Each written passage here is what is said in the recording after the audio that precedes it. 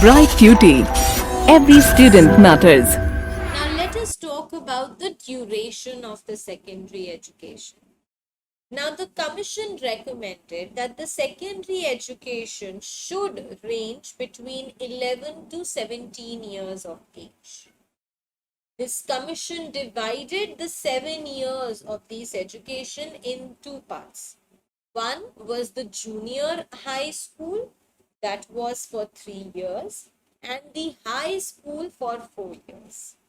Now, the Commission recommended further the introduction of a 3 years degree course after the high school got over. Now, for this, the secondary education was supposed to be continued up to 11th and the 12th class, and then the first year of the degree of the college or the university. Courses like BA, BSc, BCom were the degree courses. Therefore, the Commission suggested that the intermediate colleges which existed in some parts of the countries, they should be abolished altogether, and they suggested a few more changes to take place in the secondary schools curriculum.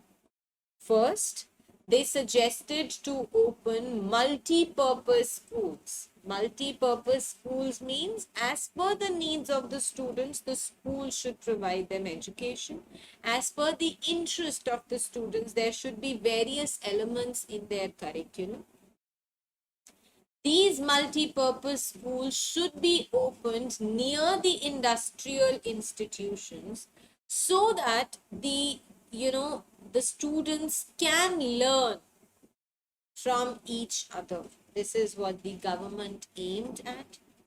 Agriculture was supposed to be made the compulsory subject in the villages, and in the big cities, the technical area, because in the big cities there were industries that were developed. So the technical area was to be made a part of in the education system. Home science was to be made compulsory for girls, and for the other subjects should be common for both boys and girls. This is what they believed in. Now, as per the medium of instruction, as we have read, that there was a lot of controversy over the medium of instruction. The British chairman, the British people always wanted English to be the common medium of instruction, but the Indians wanted their mother tongue and vernacular languages to be given due importance. So the mother tongue and the state language or the vernacular language to be made the medium of instruction. This was decided by the Medular Commission. So, in association with the same, the Commission expressed the fact that the students should be taught at least 2 languages at the junior high school stage. And at the secondary stage, there were at least 3 languages that were to be taught to the students. One was their national language, the other was their mother tongue or the regional language, and the third one was the foreign language. Okay, so this was laid forth. Now, as per the curriculum of the syllabus, the Commission emphasized that there was a strong need for recognizing the curriculum of the secondary school, because it was only through this that the true aim of the education could be realized. The curriculum is very important, because without appropriate curriculum, all the plannings, all the strategies could not be implemented, could not be brought out in a practical manner. So, in this connection, the Commission wanted that the curriculum should be recognized in such a manner that the interest of all the students to be kept in mind. B, it should, the curriculum that is planned should be determined to meet the aspirations, the social needs, the social desires of the students. It should be reorganized in such a manner that with the changing times, and with the changes that take place in the country, the curriculum should also be changed, right? It should be organized in such a manner that the time that students devote in study, as well as the time that the students devoted in the other leisure activities, the activities that they did to rejuvenate themselves, should not be wasted. That should be utilized to the fullest. Now, what were the subjects for both the lower secondary education and for the secondary education? So, for the lower secondary education, maths, general science, language, social studies, physical education, art, handicraft, and music were suggested. And for the secondary education, there were 7 subjects. We had humanities, science, agriculture, fine arts, industrial subjects, commercial subjects, as well as home science. So these were the subjects that were introduced. Now, the commission also laid a lot of emphasis on the selection of the textbooks for these students. The commission, wanted that the textbooks should be selected on the basis of the capability of the students, as well as the fact whether they were going to utilize the textbooks in the most appropriate manner or not. And keeping the same in mind, the commission recommended that a high power committee to be made, which will select books aiming at different classes. Obviously, one could not keep one common book for all the classes. We needed age appropriate books and interest appropriate books. So that was to be decided by the high power committee. Now, the printing, the paper, how the books to be produced, what pictures, what illustrations, what content is to be a part of that book was to be decided by that high power commission. And according to the commission, the following people were to be made the part of this high power committee for the selection of textbooks. They were a high court judge, a principal of some government educational institution, a member of some public service commission, a vice chancellor of a university, 2 very important and significant educationists, and the director of education of that state. So the commission suggested that the textbook that was chosen by the above mentioned members of the high power committee should not be changed very frequently. It should be the same for a very long period of time. In addition to that, the textbooks that each school was supposed to get should have some books which will provide general knowledge to the students. The teachers should provide new literature and new books to the students so that their curiosity and their interest would be alive, it would be impact.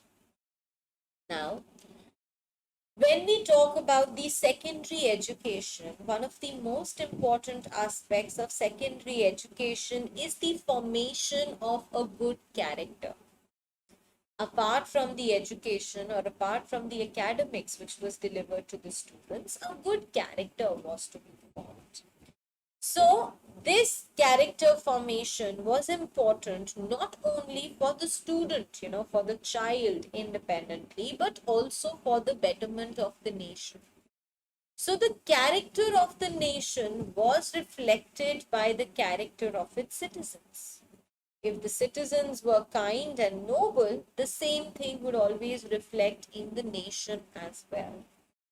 Therefore, in order to increase the character or in order to strive for a betterment of the character of the children, there was a lot of emphasis that was laid on character formation as well. Okay. Another thing that the commission emphasized on was health education. They wanted that the medical examination of the students should be conducted at least twice a year, and proper medical facilities should be provided to the students who were not keeping well. And for this, again, they should have the school students, the school faculty, the school in charges should have a complete knowledge of the health principles. Only then they would be able to look after the students well. Next, Commission emphasized on the teaching methodology. Now, for bringing about an improvement in the teaching standards, the Commission suggested that the central government should appoint a committee of experts who are going to research and find out more ways and possibilities for improving the teaching methodology. Rather than sternly following just one method, there should always be some improvement depending on the children. And this was the task of this special committee of experts. The commission also wanted an improvement in the status of the teachers. They wanted the trained, well-trained teachers only to be appointed to teach the higher classes. The commission also advocated that the same amount of salary would be given to those people, to those teachers who did the same work and the ability. So, irrespective of whether they taught a junior class or a senior class, they were given the same amount of salary.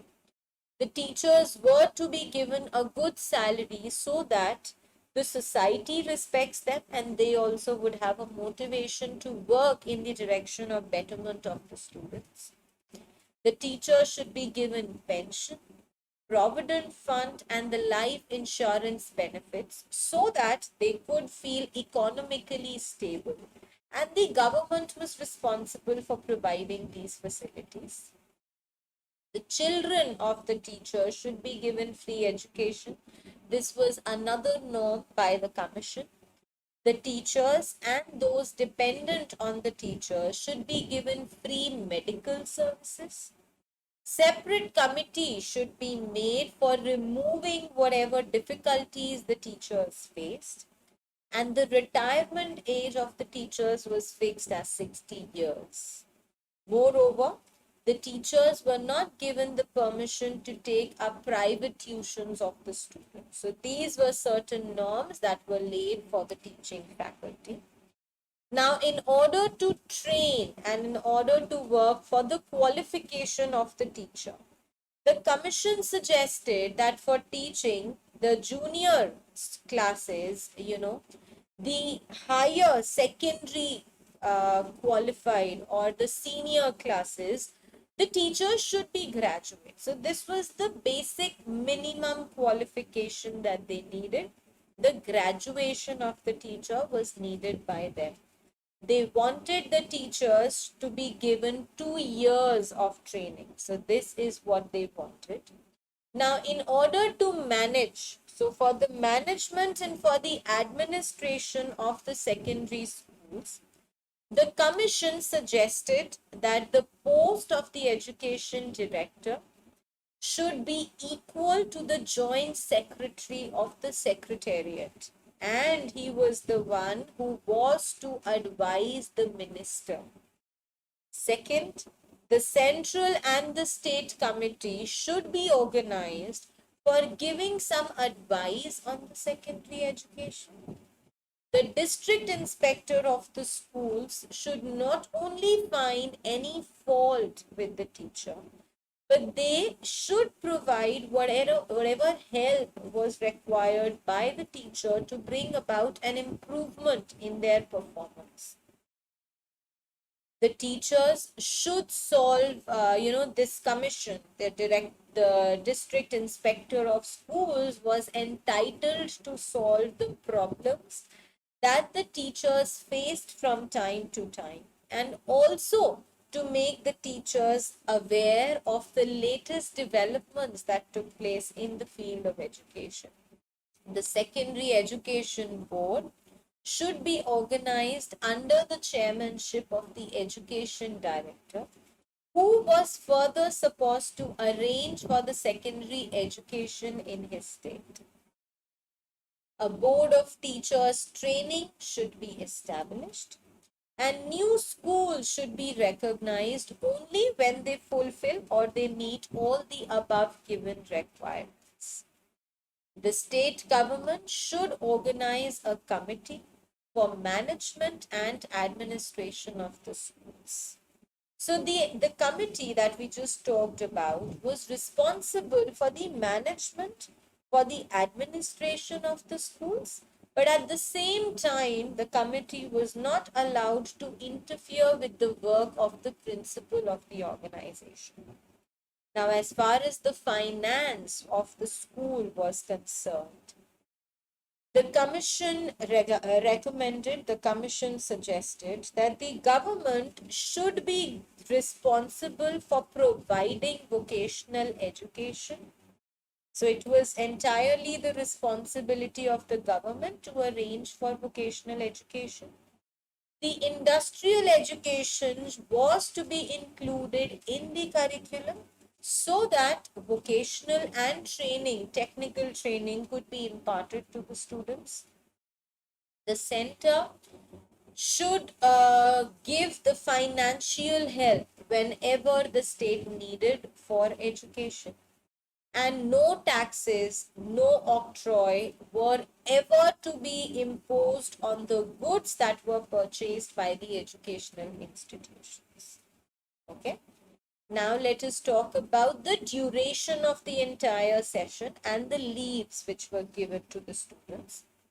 So the school, according to the commission, was to be opened for at least 200 days a year. So out of the 365 days, for 200 days, the school was supposed to be opened. The schools that were there in the rural areas were supposed to be closed for 7 days when it was time for them to sow and harvest the crops so that the students were able to help their family. The number of holidays were to be reduced. 35 hours per week is what was to be delivered to the students. So 35 hours of teaching was to be given to the students. The principal was given the power, was given the decision-making duty as to how many holidays were to be given, what were the school hours, and so on. The students could get 10 to 15 days leaves during the session, and summer vacation was to be for 2 months. So this was what was laid by the commission. Now, what about the buildings? What were the instructions which were laid forth regarding the school buildings? So the commission wanted that the school should build, the entire building at such a place which was noise free, okay, which was away from the hubbub of the city so that the kids are not disturbed by what was around them. It should be a peaceful and a quiet atmosphere. The building was supposed to be well ventilated. In a class, not more than 40 students should be taught. Proper desks and chairs to be made available in the school. Every school was supposed to have a big hall where the students could assemble for the programs, for the assemblies, for the functions. And in those halls, the schools were supposed to put up the pictures of the great leaders in every sphere of life so that the students can get motivation and inspiration from them. There should be a proper reading room in every school, library in short, where the students could get the newspapers, the magazines, the literature books so as to improve their general knowledge.